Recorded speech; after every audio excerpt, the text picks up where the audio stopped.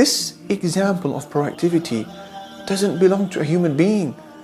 It's in tribute to an ant which lived during the time of Prophet Sulaiman alayhi salatu wasalam. Allah Almighty, He said, describing the kingdom of Sulaiman, Allah said, وَحُشِّرَ لِسُلَيْمَانَ جُنُودُهُ مِنَ الْجِنِّ وَالْإِنسِ وَالطَّيْرِ فَهُمْ يُوزَعُونَ.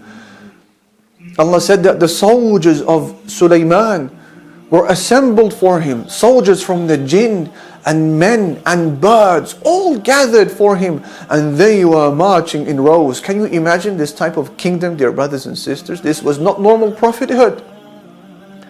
A man who had, by Allah's permission, control of the winds, the subservience of the jinn, understanding of the language of the animals, and a prophet whose kingdom was quite simply unheard of in the entire human experience.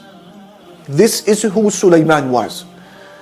And on one of those days, as he marched on with his assembly, an ant realized that they were coming, and so it feared that they would be crushed, and so it took a proactive role. Allah Almighty said, حَتَّى إِذَا أَتَوْا عَلَى وَادِ النَّمْلِ.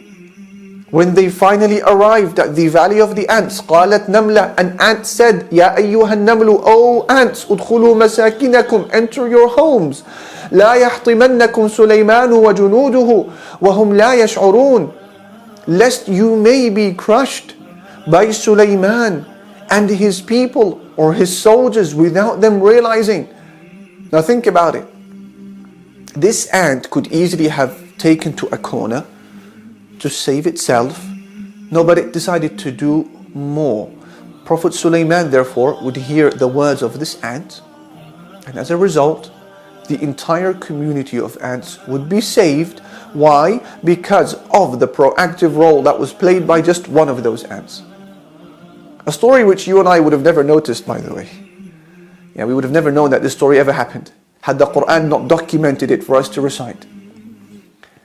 But this is the nature of proactivity, you see. Yeah, the story will be captured by the Quran, even if the star of the show was an ant.